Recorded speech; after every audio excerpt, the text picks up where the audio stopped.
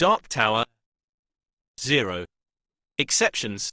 I walked for a long time somewhere far away, in an endless thick fog, until I suddenly came upon a man. I am sorry, I apologized, trying to move on, but realized there was someone there, too.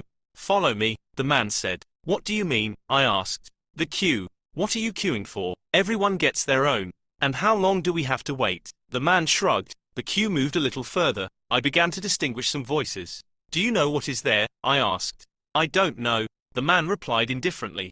They say, there is the city of the sun beyond the fog. However, not everyone can reach it. Are you from the city of the sun? I don't think so.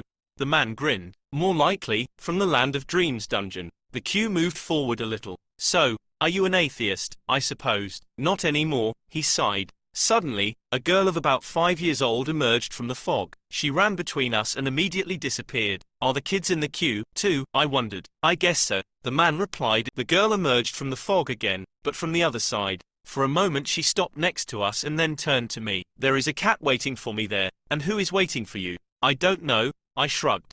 Weird, the girl said thoughtfully. There must be someone waiting for you. If there was no one waiting, you would not be here. I smiled, and the girl disappeared in the fog at once. Soon we reached a bonfire on the side of the road. Well, we can relax until morning, the man said. A shadow of a woman separated from the fire and approached me and the man. Join us, she suggested. The man and I sat down by the bonfire. How many souls were there? Anyway, I couldn't count. Mr. Fogg clearly didn't want us to see each other. What are they throwing into the bonfire? There is no wood at all, I asked the man in a whisper. Stories, he smiled. And you both will definitely tell us yours, too. The woman smiled, handing cups of tea from a thermos to me and my neighbor. What for tea and thermos? I asked the man, without ceasing to be surprised at what was happening. When the woman left for the fog. It's more familiar, the man answered calmly, and at the same moment a sad female voice sounded out of the fog. He told me, see you tomorrow. I heard it and regretted I had nothing with me to write down the stories thrown into the bonfire by ghosts that night. But if I ever come back.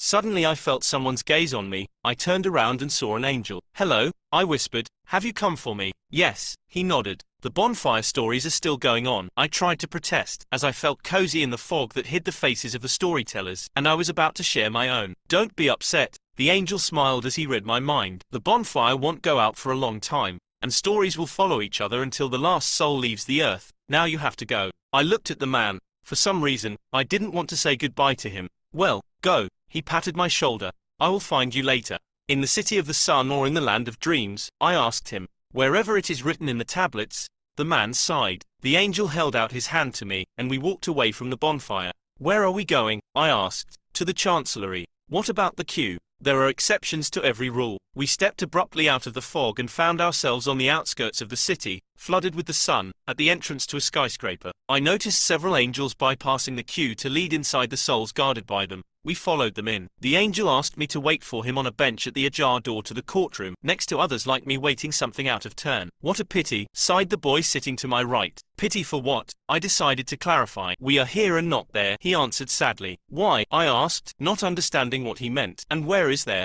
I want to be an angel. The boy sighed again. There means in the general queue, and we are here. There is almost no chance to become angels from here. Why not? I wondered, still understanding nothing. My grandma used to say that all children leaving the earth become angels. Outside the queue, only exceptions are served. A devil's head popped out of the courtroom. Shit, what the hell are you talking about? Shut up you both. Exceptions. In this hall, the most interesting begins, and I can't hear a damn thing because of your chatter. I am awfully sorry, I whispered apologetically and involuntarily walked over to the ajar door. The Moonlight Sonata was playing there, the lights were dimmed. Frozen in anticipation, the judges were ready to listen. The left bowl of Libra tilted almost to the limit, although it contained only one scroll of jubilant demons. Images from the earthly life of yet another soul started projecting on the screen. What I heard in the courtroom was shocking, but it's time to go, it sounded behind me. I turned around and saw my angel. To the courtroom, I asked to clarify. No, it's still too early for that, he smiled. Everything has its time. Is there any time here? I wondered. Yes and no, everything has its time. Besides, we are in the border zone. The angel took me by the hand, and we instantly moved back into the fog, and I could hardly see in it another queue. The angel read my mind. This is another one, he replied, for those descending to earth. But I have just come from there.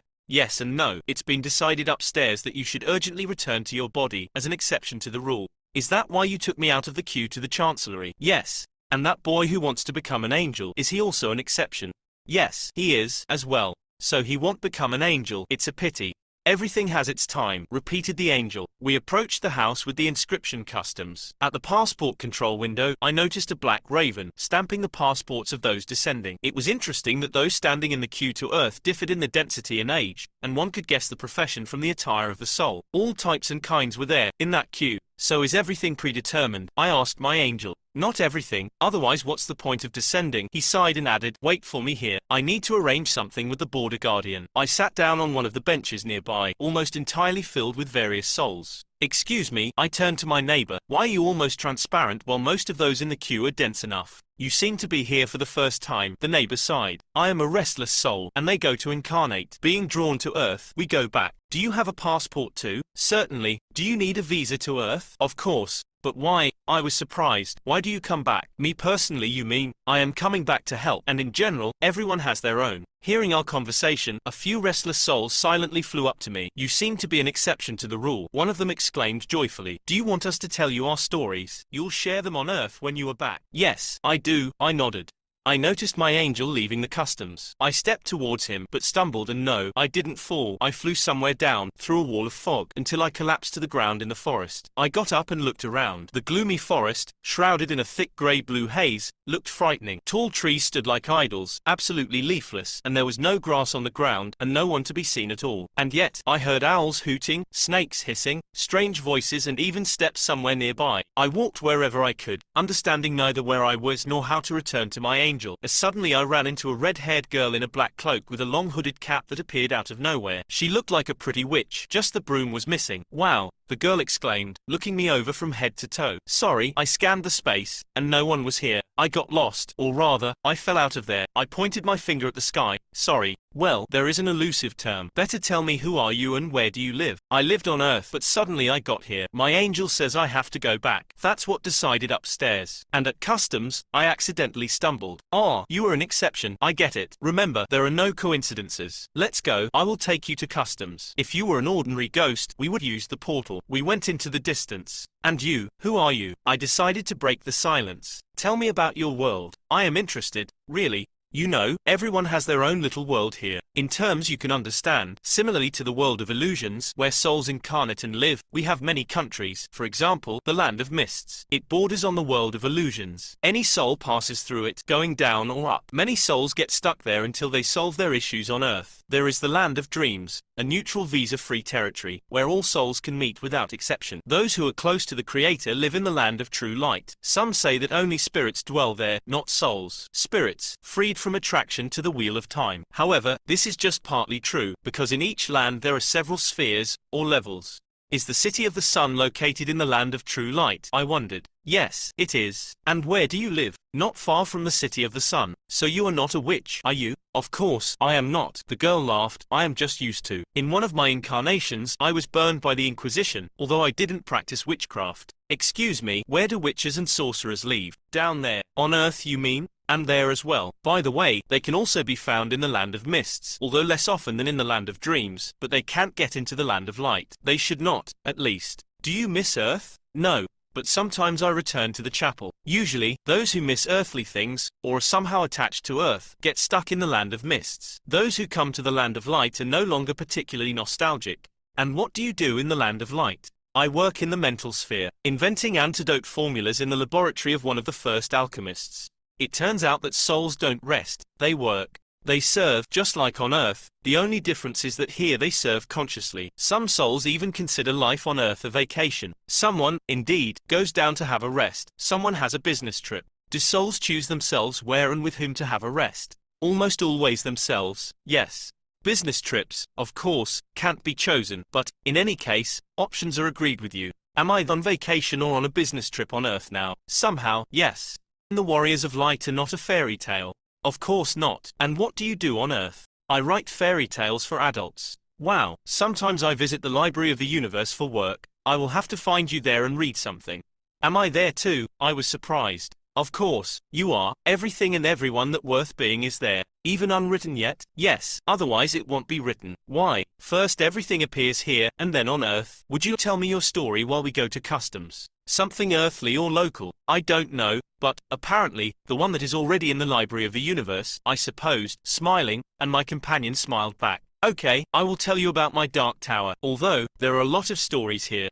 My angel was sitting on a bench near the customs, waiting for me. I thanked my red-haired guide, and she instantly disappeared. I went up to the angel. Sorry, I accidentally stumbled and fell into the fog. I apologized. Nothing happens by accident. You needed that for some reason, and it's good for you. Here is your passport with the return visa. Hold it. All necessary corrections and comments were made in the tablets. Let's go. The angel got up from the bench and held out his hand to me. Listen, I said, embarrassed. I have been told there is the library of the universe somewhere around here. Not here, in the land of light. Yes, the angel smiled. Are we in the land of mists now? I supposed. Quite right. You are already pretty good at it. The angel smiled again. Well, they say the library contains even something yet unavailable on Earth. That's true. The angel nodded. There is absolutely everything there. Is it really possible to read what hasn't been written yet? I was surprised. You are reasoning from the earthly point of view. Everything has already been written, but not on Earth, the angel clarified. So, of course, you can read it. Some souls have access to the reading hall even during their incarnation in the world of illusions. They can go into the library and find any book, newspaper, magazine, whatever is there.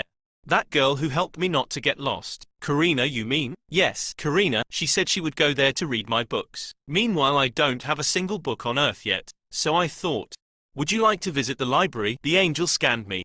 Yes, of course, I would. To be honest, I am scared. What if there are no books of yours? He finished my thought and smiled. Yes, you see, I write just as well as notes in the margin in a notebook. Perhaps it will remain in my notebook, in a drawer of my desk, and never see the light. The angel hugged me and led me in the opposite direction from the customs. Nothing happens by accident. My dear soul, you stubbornly refuse to take my word for it. However, since we are still in the timelessness, nothing prevents us from staying a little longer. Let's fly. We disappeared into the fog, and when we got out of it, I found myself in the corridor of a giant reading hall with numerous shelves on both sides. Dense and utterly ghostly souls, dressed in clothes of completely different centuries and nations, were looking for something, climbing ladders or simply walking through the air, periodically hovering over the discoveries, and some were sitting with books at tables by ancient lamps and lanterns and drinking tea or coffee. I turned to the angel in confusion. There are so many books here. Where should I look for mine?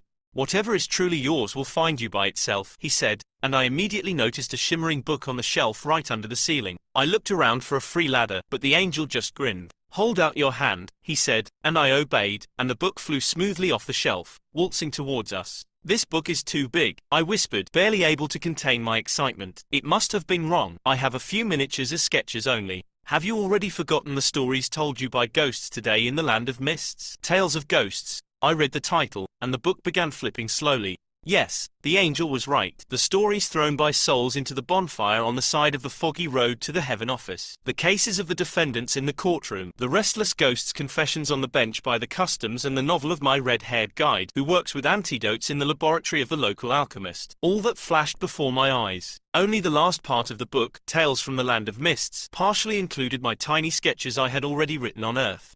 After passing through passport control, on the border between the land of mists and the world of illusions, I was saying goodbye to the angel. Promise me that you will meet me here next time and won't leave me alone in the courtroom, I asked. I will always be by your side on Earth as well, he assured me and smiled. It's just that all the angels become invisible beyond the border. I was sad and even scared to go back. It felt like an eternity had passed since the moment I had left my physical body in the hospital and ended up there. Everything has its time, my dear, the angel whispered and held out his hand to me. Well, let's go. I took his hand and asked my last question for that time. What were you negotiating with customs when you asked me to wait on the bench? I asked them not to erase your memory, the angel smiled. So that I remember you. So that you would tell people about us.